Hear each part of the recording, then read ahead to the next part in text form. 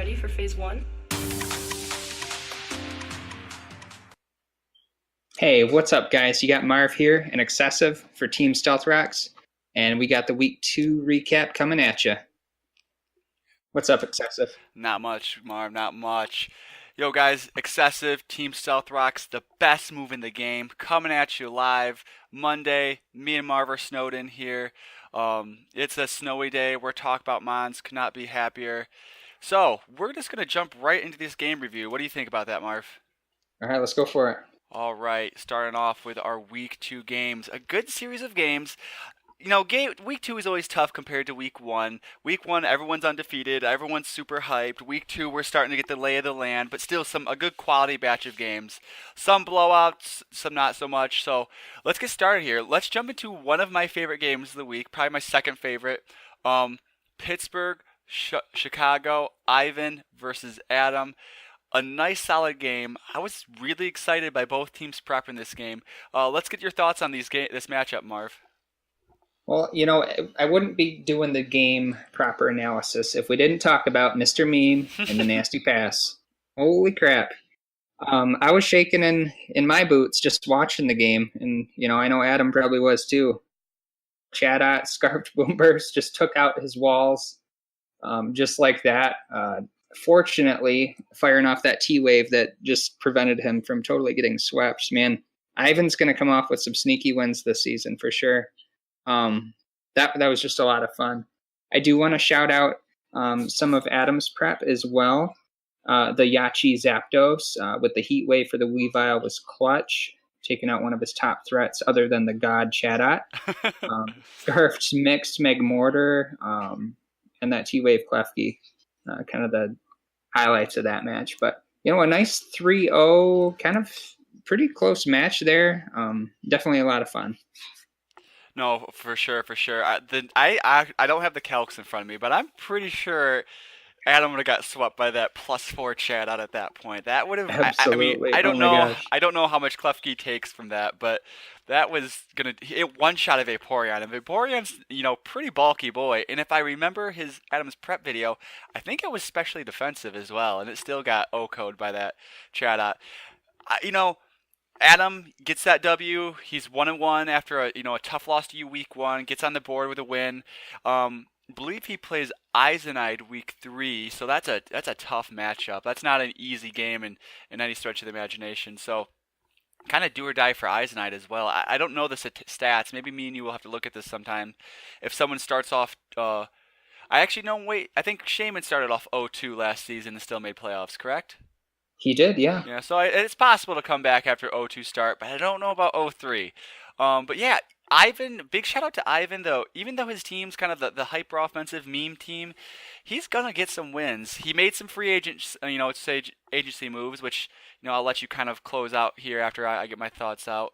But he's gonna get some sneaky wins on some people, like you said. He's got some plans. He's prepping really well with his team, so I'm starting to get worried if Ivan ever kind of drafts a serious team. He might be a major league threat here.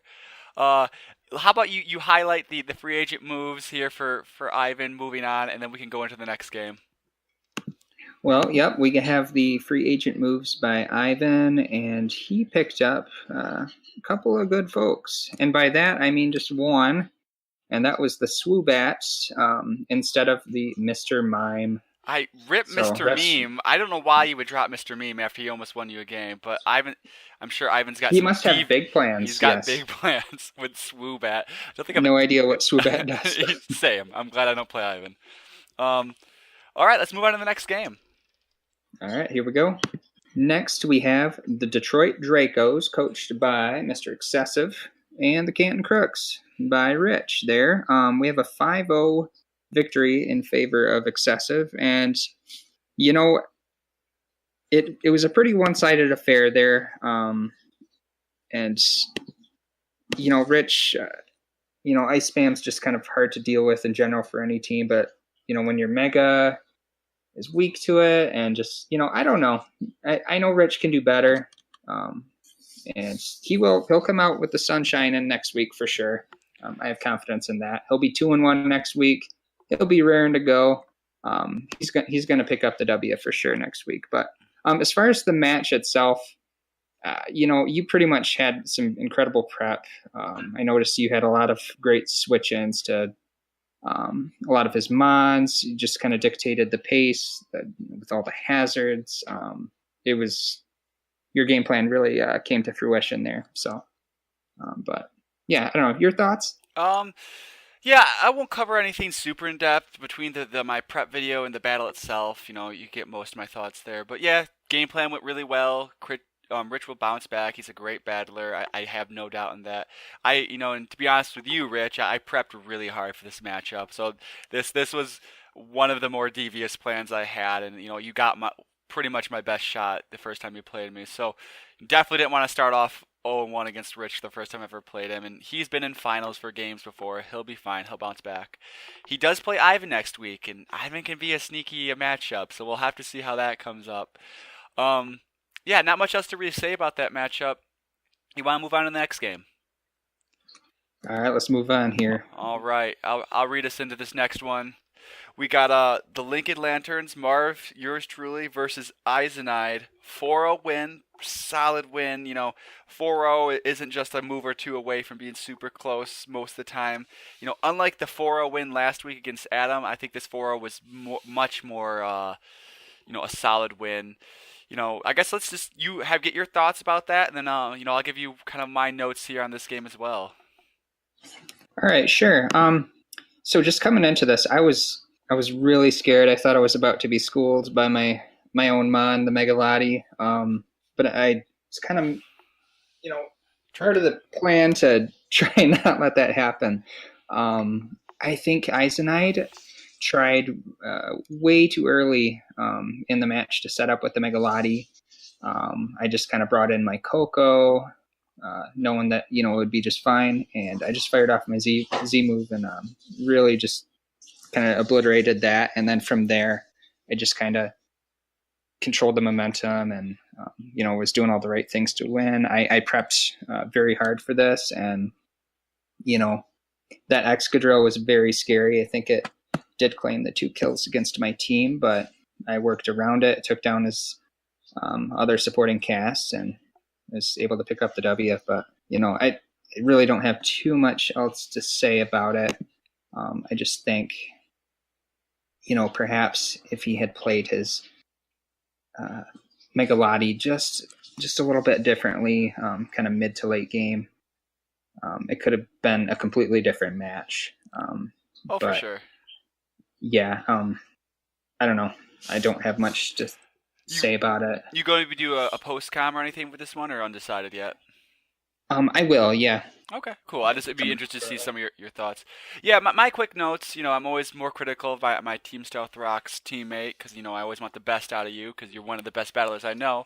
Yes, I know, Kitty. I'm sorry, guys. Yeah, really solid game. I will kind of just hash home a few points here. I'll agree with you. I think it was a double from Coco and a double into Lottie that kind of brought it. It was both of you doubled out at the same time, so it was kind of interesting. Both of you were trying to go for more of a momentum play. So it was cool to see. I mean, I'm sure Eisenide, if he could take back one single play from the game, that'd be the play. Is unscouted Tapu Koko. You have no idea what item you're rocking. You could be Specs, you could be Z, you could be whatever. Megalati's a broken mon. Like, at +1, he could probably just have set up on Coco and won the game from there. Or at least, that's maybe a little bit far-fetched, but he could at least have done something from there. But, it's a broken mon, so if it gets to +1, Coco's offensive pressure is pretty much just null and void. But you did what you needed to do. You nuked it. You got rid of it. Really solid play. And I want to give you credit for that taunt on the Excadrill. I know it ended up losing you a mon, but I think Lando even shouted it out a little bit too. He did. Going for a taunt on that mon, I think like Swords Dance Excadrill is one of the ways you lose that game from there, or maybe exactly. or maybe sub. Like, it ended up costing you your Coco, but at that point, Coco had kind of done its job, removing the Lottie threat. I think it was the right play. I think it was the play to not lose. Maybe you could argue to me it was a really solid. I didn't need Coco anymore at that match. At that time in the match. If he'd SDs and I could have just kind of lost that for sure. Yeah. The only thing I wanted to say, the one thing about Eisenide's prep I wasn't crazy about was and again, I'm not saying this set is bad. I just did not like it in the context of the game. The Flame Orb Melodic. Flame Orb Melodic in the sand. It's taking shit from Flame Orb. It's taking shit from the sand. It's also trying to run haze, so it's got really passive turns. So like, even if he's hazing things and haze is going off perfectly, and you're not playing around it like you did, I think you turned out on the haze, and it was a completely back-breaking momentum grab for you. Like, even if he hits that haze and scissor and takes that +2 bullet punch to the face or whatever move you choose to go for, knockoff or whatever, he's still gonna take the chip from hail, or not hail, excuse me, sand and flame orb at that point. So it's going to be really brutal for him to kind of just sit there and wear himself down. So I like this set, but maybe not when you have weather up also chipping you down. It really broke down one of the premier walls in the game. Was he was doing massive amounts of chip to himself. So That's a fair point. I'd like to kind of jump in just a little bit and mention it. I don't know, like turn one, I almost went for Toxic with my Seismitoad on it just because of the Flame Orb. But then I just was like, rocks, best move in the game, let's go. But man, I kind of wish I would have fired off that Toxic. But that is a good point with the weather kind of chipping down and the haze and just kind of the passiveness of the with the Milotic. And like, I don't know.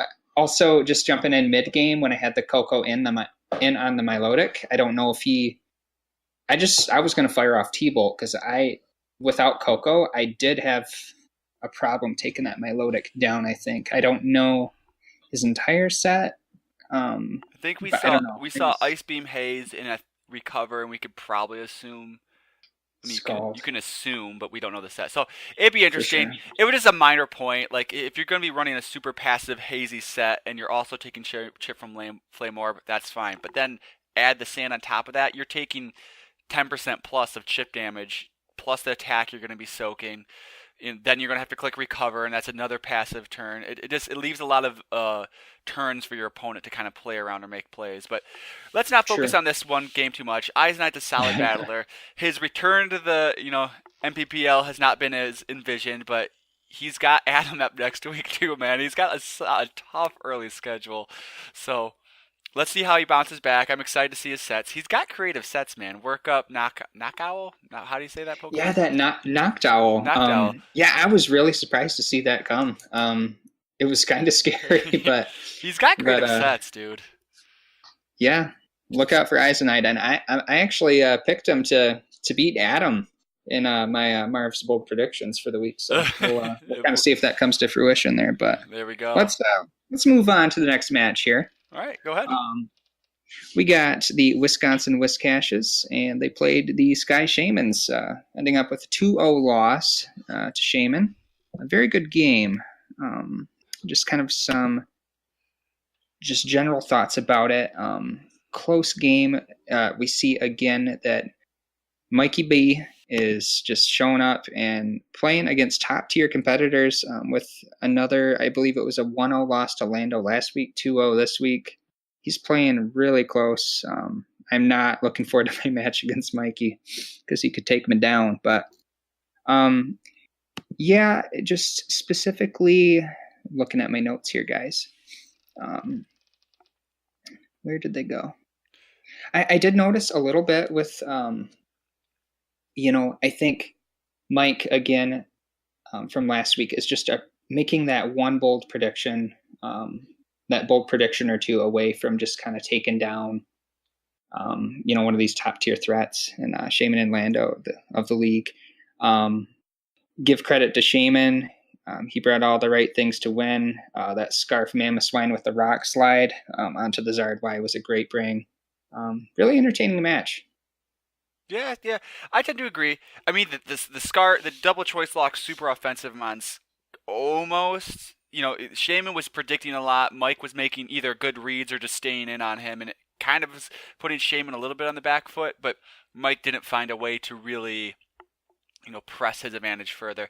Again, though, I mean, with that being said, it's an 0-2 loss to one of the best builders in the league, in my opinion. And then, and he's drafted a solid team this season from Shaman. So I guess things I'd like to see from Mike, maybe try to make a few predictions. There was one stretch that Tapu That's also not correct. Tapu Fini was the correct Tapu. Was in for like 10 move turns in a row, just throwing off Moonblast, throwing off Nature's Madness, just throwing off attacks, which is 100% fine. But like it wasn't like effective turns. Like it was very quickly it became clear that you were not going to beat Starmie with Tapu Fini. So you need to pivot into something more offensive quicker and like get some momentum. And don't always just attack what's in front of you. You gotta there's a time and place for that. That's Pokemon. Like sometimes you get hit predictions, sometimes you don't. But Mike so far tendency if I was playing Mike next week, week 3, which I'm not. Mike plays TP next week, and we can talk about that in a second. He he tends to attack what's in front of him a lot, which is fine. Like majority of the games I play, I will, attack what's in front of me. But you gotta sprinkle in a prediction here or there. Otherwise, you're not gonna be able to break down solid defensive cores like Shaman brought. If you're just attacking Shaman straight on every time, Shaman's prep and Shaman's play is gonna make that very terrible to beat you. But again, with all that being said, it's only a 2-0 loss. I think after 2 losses, Mikey's got a -3 differential, so it's very winnable. His schedule, he's got TP next week, a very winnable matchup, and it's time to. If we're saying the praises of Mikey, he's got to come out with a W next week to really, start turning the season around. You don't want to go 0-3. Anything else you want to before we move on to the next game? I just want to say I'm putting a little pressure on Mike, but we're putting a lot of praise in you. Come out next week and show us that faith that we have in you is founded on some foundations there. Come on, Mikey. Show us the W. I believe in you, Mike. Let's do this, bud. All right, next we got Massachusetts Metapods and the Ray 3 Bombies, TP versus Goomy, the freaking U-Turn squad versus the, Quiverdent squad going at it. 2-0 win for TP, which surprised me. I'm surprised TP was able to come out with the W on this one. Yeah, really quick, my thoughts on the game. U-Turn squad was able to kind of grab momentum early on. The Beedrill caused a lot of issues early on, but I think TP mentioned he wasn't feeling the best, and he made some, small mistakes that ended up not costing him the game. So we can kind of forgive those. Everyone has their off games, and to have an off game and still win is always a solid one. Yeah, any thoughts on this one? Yeah, just kind of some quick things. As you said, Mega Beedrill really just put in some work here. And then I really liked the Icy Winds tech. That was that amazing. version. That was sweet. So shout outs to TP for that. Really good match for TP. I like to see that that bounce back win here. He's sitting at 1-1, doing great. I thought Goomy played really well with his Rabambi this week. Just firing off those Moonblasts, setting up a little Quiver Dance, and he applied some pressure with the Rabambi there. So, yeah, pretty entertaining match, a close one. Look forward to seeing how they do next week here. Actually, just while I got it here, looks like Lando versus Goomy next week, and then we have Mikey versus TP, as you said earlier. Okay. Cool. We'll look forward to those matches. Yeah. Do you have anything else to say about this one? No, I think it's a solid win for TP. He's on the board early. I think did he have 3 wins last season? I believe so. Yeah. So yeah, he's 1/3 of the way there with matches coming up early in the season. So I expect TP. I know you got the U-Turn Volt Turn squad here, but aim for 4 wins. Try to build up that ladder. Get a little bit of confidence going into the next season. And you know what? You're not even out of the playoff race yet, so who knows? Maybe you can make a run here at the end. Yeah, really excited. Then, last game of the week, Gothenburg Murkrows versus the Seattle Seadras, Lando versus Shycrow. It was a 6-0. It was, in terms of results, one of the more one-sided games of the week. Lando, man. Scary. That's some scary prep from Lando. That Manaphy set, Tailgo, and Adrenaline Orb. Is that the... Oh, no, he's got 2 Intimidate Mons. He's got Landorus and Quillfish, so that was good prep by him. It was great read, great play by Lando. Gets the setup, gets to +3 and sweeps the team. Not much you can do from Shycrow from that perspective. Lando really dictated the pace from this girl, from the word go. What are your thoughts on this one? Yeah, I don't really have a whole lot to say other than, a 6-0 win against Shy Crow, who's shown his talent, and he drafted an amazing team, and just it really speaks volume to Lando's team, his prep, and just Tailglow under Aurora Vale is a major threat. That's true. And that's really what I have to say about it. So Yeah, when Lando to me, I know Lando relatively well, so I'm comfortable being a little bit more critical with him. Sometimes Lando has this tendency to just have these games that are kind of flat. That he doesn't really seem to, either because of time commitments, work and school, he doesn't have time to prep a lot. So sometimes he just has very generic, not bad, but just generic sets and plays teams that on paper I feel he should beat, and it's ended up being a really tight game or even a loss, for example. But then other times when Lando really commits himself to building prep time, you combine that with his play, it's a scary opponent, dude. No one wants to play Lando when he's playing like this. We also found out something, me and you, I even messaged Lando and messaged Shaman about this one. Found out something interesting about Aurora Vale compared to other screens. Do you want to cover that, or do you want me to yeah, cover it? go ahead and cover it. But I noticed that too. Yeah, so I wasn't aware of this, but apparently, so with Reflect and Light Screen, um, anyone defogs, your opponent or yourself, the screens get removed. It doesn't matter where the screens are. If you set the screens or if your opponent sets the screens, defog removes them. That's not the case with Aurora Veil. Aurora Veil only gets defogged away if it's your opponent that hits it with defog. So for example, in this game, Shy Crow would have to use the move defog to remove Lando's Aurora Veil. And if Lando, like we saw, is behind Aurora Veil with a defogger and defogs, it does not remove this with the screens, unlike other screens. I actually thought it was a bug, and I wasn't that worried about it because I didn't see the game really, the outcome of the game changing. But I messaged Lando and kind of looked into it. I think that's the case. So keep that in mind when you're playing Lando's PSA. If he defogs, it doesn't get rid of his screens, guys. So Aurora Veil is even more busted than we thought it was. That's so busted. I know, it's super scary. I'm not looking forward to playing Lando because between both of us, there's going to be hail in the game, and permanent Aurora Veil does not seem easy to deal with. Who does Lando play next week? Do you know that off the top of your head? Gumi. Oh, Gumi, you already mentioned that. And Shy Crow draws Shaman. Shaman and Shy Crow playing. That's a top four. That's a scary matchup. Oh man, that's an exciting one. I like that.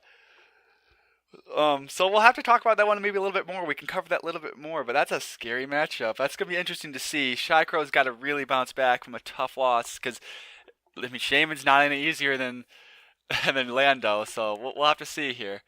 You ready to move on to power rankings? Yeah, let's go for it. All right, power rankings, guys. We got Shaman and Marv including his power rankings here. Let's start from top to bottom. We'll kind of compare and contrast the two. Both you agree, Champ Lando, the number one team. I have no problem with that. He just beat, another previous week top 4 team in Shy Crow, 6-0'd him. That's a scary looking team right there, and I believe he's earned that number one spot. You have also included. Well, I just looked at yours closer now. You're coming in at number 2 on Shaman's and number 4 on yours. So I guess that's right. And then Shaman at 3 and 2, and then I'm 4th, and for some weird reason you've put me at 3rd above you at 4th. That's because you like to troll me. I haven't played not true, but... haven't played a single playoff team, but yet you still ranked me higher than you. So you're trolling me, man. Yeah, top 4. You guys all have the same teams. Any thoughts? Anything outliers here?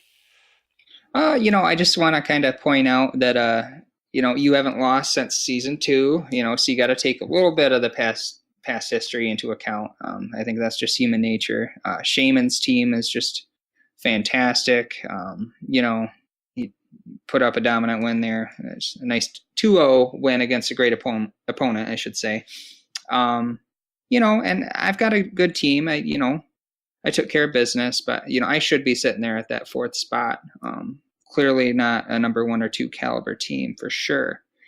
But yeah, I think you're definitely worthy of a 3 or 4 spot. I could maybe agree that I could maybe think maybe a 5, but I'm fine with 4. Sorry guys.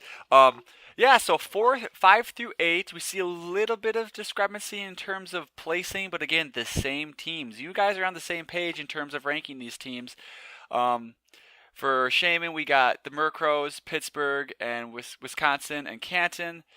And then you have Pittsburgh, Murkrows, Canton, Wisconsin. So, anything you want to cover with these two? We should probably maybe mention some more of Shaman's points he brought up with his. So maybe after you're done, I'll cover more of Shaman's points, what he talked about. Yeah, good call. Well, I just wanted to put Adam at fifth. I think that win is just a nice positive momentum for him. I did have him highly ranked in my preseason rankings, I believe. Just really big things to come for Adam this week. So fifth spot is merited. I had to drop Shykro down a little bit lower than the fifth spot, just the nature of his 6-0 loss. Still, it's so early in the season, so these makes these PRs a little difficult. But so I dropped him to the sixth spot just because of that 6-0 loss. And then I got Rich coming in, at the seventh spot. He's sitting at 1-1. He does have a win, which is something Mikey does not. I do know Mike has, those two tough opponents for his first two games is really a terrible schedule for him. But Rich, he's sitting there 1-1, and he played a really tough opponent in you. So I got the faith there. So he's at 7, and Mike, 8. He's winless, but I think he has a lot of talent, a lot of improvement this season so far. But those are my thoughts on the 5 through 8. But I can see where Shaman certainly put what he did there, and you can kind of share some of his thoughts now if you want to. I'll go back up a little bit with Shaman's. Like we kind of talked about, he was really impressed by Lando's win. The play, the sets all worked really well. We don't need to go super in depth if you guys are also reading these. Him coming at 2. He's just really been happy with your plays, the quality opponents you faced, and then coupled that with some of your play as well. Coupling the prep with the play from both you and Lando, I think solidifies you guys at the 1 and 2 spot. For he even highlights the taunt move with Coco being again on paper. If you're just watching the game, you just look like that you lose Coco for free. But big picture, even Shaman thinks that was the right play to go with, making sure you didn't lose the game. Himself, he says he played prep pretty well. Like he said, the defensive Starmie core with Altaria really kind of just shut down the offense, or at least he weathered the storm of attacks Mike was throwing off until he was able to kind of solidify that game with his offensive threats. With me at 4, he really crediting the prep a lot. Really says one of the more impressive wins he's ever seen in terms of just the execution of the game plan. So thank you for that. Death by 1,000 Cuts worked perfectly. Then coming in at 5th with Shy Crow. 6-0 loss is tough to handle, and the point Shaman wanted to put out was speed boost and mana fees, maybe not that unusual. Z Rain Dance is not that uncommon, that you should have something to handle it, and Shy Crow looked a little under-prepped, which I think I can tend to agree with. Shy Crow, maybe if I had to pick on something from Shy Crow, was maybe a little bit underprepared for the Z boosting, speed boosting mana fee. Didn't really have anything. I don't know Shy Crow's roster off the top of my head too well. So I don't know if he has just nothing for it on his roster. Solid win from Adam over the Chicago. The T-Wave really set him, saved him there, and then he just ran through everyone with Lopunny. And again, Shaman's looking forward to Adam's upcoming schedule to really solidify himself.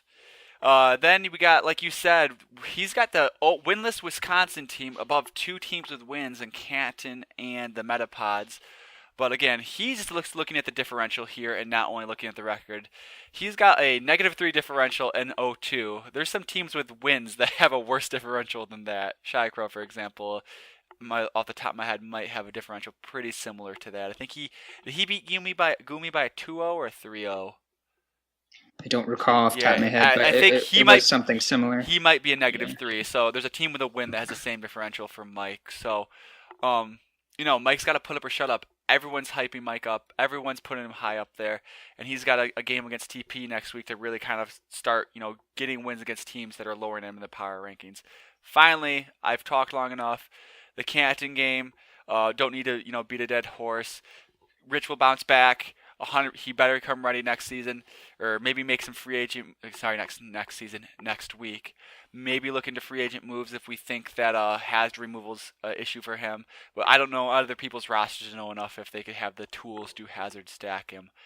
But yeah, let's close out here. Power rankings 9 through 12 here. We are a half hour into the video, so we're a little bit slower than last time. So let's hit 9 through 12 here pretty quick. Yeah, I'll just kind of mention my stuff. Eisenite, I ranked him at 9, as did Shaman. I'm just really a fan of the Sylveon, the Megalati, Excadrill, Fairy Dragon, Steel Core. I see big things coming from him. TP, getting that first win. I got to show respect there for the Metapod, so he's in at 10. Ivan, really awesome sets. It could go either way at 10 or 11, honestly. Ivan was so close to winning that game and really flexing his muscles there. Shout out Chadat. And then, Gumi, I see things coming, but he hasn't started the season the way he wanted to, so that's why he is at 12. For sure, I tend to agree with that. You guys all have the groupings here, the four groups of four. They're pretty much the same teams, different order. I'm happy with these orders. Yeah, not much else to cover. Let's shout out Lando's top plays. We'll shout out those really quick. I noticed Lando only gets top plays done on time when he's going to include himself in the top plays. But with that being said, the double into the doubling Manaphy into Quillfish to get the Adrenaline Orb boost was a top play in my book. Very good prep, very good play. That really set off everything, and he was able to kind of run through the team from there. Also, he shot out for another top play. They're going for the Z move and removing the huge threat on Megalati. That was a huge top play in his book when you took out Eisenide this week. And then finally, the top play, the T-Wave Prankster Klefki saving the day versus Chatot the Merciful. Otherwise, Chatot would not have showed mercy and would have swept him 6-0. So, yeah, let's move on to Game of the Week. You ready? I'm ready. Let's go. All right, Game of the Week is, moving forward here, is Team Stealth Rock Civil War. Both of us 2-0. Both of us ranked towards the top of the power rankings. I asked some other people for some input on Game of the Week, and this was the game that came back to me most people wanted to see as Game of the Week. Detroit Dracos, Lincoln Lanterns, Civil War. I'm going to read down some points here and then get your thoughts. As you've mentioned several times in this video already, it has been 157 days since I have last lost in the NPBL. Think about that. 157 days have passed since I last lost. So that's kind of cool. To all things comes an end. If the streak's going to end, I hope it ends by your hands and no one else's, to be honest. Quality opponents, you're the first playoff team or previous playoff team I faced. So Caliber, Rich and Ivan are great players, great team, team builders. Rich has been a playoff team before in other leagues. But from NPBL standpoint, this is the first playoff team I've played, so I'm going to have to come all guns blazing. I'll give you my best shot. But yeah, sorry guys, technical difficulties here. Editing this back in here. So the keys to the game for you beating me, Marv, I want you to show no fear. I want you to play against me like you did against Adam. I'm going to come out with some stuff you're not expecting, but if you stay cool and execute your game plan, I think you should be able to beat me based on matchup. You have a brutal team to come up against for mine, so I'll put you under the gun a few times, but I expect you to stay cool. Don't lose your cool. I think you should beat me. And then the last point for you, even the score. With a win here, you move to... I don't think that's correct. I might have misedited the slide. I think you're 2-4 against me in league play. So with a win here, you'll be 3-4 with me. There's only three other players off the top of my head that have a 500 record against me in league play. Lando's 2-2, Natural from the RDL is 1-1, and Santoro from the RDL is 1-1. I'm either 0-1 against two teams from the RDL, but I've only played them once, so that counts. Everyone else I have a heads-up record, a winning record against. So I expect you to win this one. You're pretty favored in my mind, but I'm sure you'd say the same thing. Any thoughts about the game of the week here before we move on? Well, I do agree that this is the game of the week. And yeah, I mean, I think I've got a pretty good matchup, and expect me to come out and just, expose the many weaknesses that your team has. The many weaknesses. We'll see about that, but no, It should I be a do good have game. Some funky stuff cooked up. Really, Ooh. really wacky, wild sets, specifically tailored to take you down. So I actually have not prepped that much yet. I've literally spent maybe 10 minutes prepping. I'm probably pretty heavily. Maybe tomorrow I'll start prepping heavy, and we'll have to talk about when we're gonna play. But yeah, dude, this should be a fun game. This is gonna be fun for me because unlike last time we played, where I just was felt so much pressure to like win, this one I'm gonna a little bit have more fun with. So yeah, let's move on to playoff picture. Another Marv special here coming up at you guys. All right, all playoff right, picture. And ladies and gentlemen, the playoff picture, no graphics. and No no graphics. graphics. But you know what? Just imagine, just get the imagery from my descriptions here, because we've got the Seattle Cedras, coastal Seattle, lots of rain. The Cedras are just kind of swimming around in that Pacific Ocean, and they're going to be riding that surf. They're going to be dropping the Dracos, and then, they're just going to be doing well. Or, oh, wait, that's the Kingdras. Never mind. Forget that. They're going to be riding those surfs. They're going to be pumping to the number one seed. Second seed I'm sorry. is That's okay. Anyways, keep going. Keep going. Shaman's coming into that 2 spot. Then we got, the Dracos at 3, me at 4. And then we got the Primarinas coming in at the 5th seed. And then we still got the Wiscashes squeaking in at the 6th spot. Mikey, you got this. I know it. You believe it in your heart. Make it happen, man. That's what I got for you. Off the top of my head, is there any different teams you're predicting or no? I don't recall, to be honest with you. Okay. Perhaps I put Chico in last week, but we'll have to review the records there. If the playoffs started today, the 5th and 6th seed, Adam would be the 5th, and TP would be our 6th seed coming in. Shout-outs to TP. So, yeah, TP, you're making the playoffs right now. Keep this momentum up, and you'll be riding it. Marv Reacts. Are you ready for Marv Reacts? Let's go. I'm ready. All right. I've been preparing all week for this moment. This first one is a user-submitted question by Champ Lando. Marv, name the only ground-type Pokemon able to learn the move Spikes, which is a ground-type move, in the game. 10 seconds. Diggersby. That was quick. It is Diggersby. You did have it on your roster last season, and I believe it was also on your championship team in the league that you and Rich were in, correct? I know Diggersby quite well. Oh, that is correct. Wow. That was super fast. Lando, you wanted to stump him. Marv is just big brain plays, big brain guy here, not even close. All right, here's my question for you this week for Marv Reacts. Marv, you said you wanted to go to a hockey game sometime next month with me. I'm a big hockey guy. Marv thinks he's a big hockey guy. Let's put that to the test. Marv, name the original 6 NHL teams, the 6 teams that started the NHL and the formation of it. What are the original 6 teams? Oh, goodness. Well, let's go with the Blackhawks. Correct. 1. The Wings. 2. Bruins. 3. The Habs. 4. Oh, gosh. Maple Leafs. 5. You're missing 1. Oh man. Oh, do I get a hint? You want a hint? Is it a Canadian team or no? No, you got the Canadian teams. It is New York?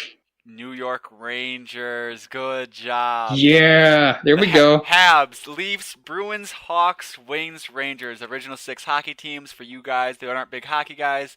These were their first 6 original teams that started in the NHL. The NHL started with 6 teams, and then we've expanded to whatever amount of teams we have now, with the Seattle getting a team coming up here too. So yeah, that's the original 6. Marv, 2 for 2 this week after going 0 for 2 or 1. We'll say 1 for 2 last week because you missed Pukumuku last week. But good job, dude. I told you I was preparing, man. You studied. Hey, next week, come at me a little bit harder, all right? And we'll take all the user-submitted questions. I liked that. All right, Marv. Anything else before we end this video? Anything you want to talk about? I've got nothing. This video's gone on long enough. Really looking forward to the Week 3 battles. But yeah, I think I'm good. All right. Well, That's it for the NPBL Week 2 recap. This is excessive. This is Marv, Team Stealth Rock, signing off. It's the best move in the game.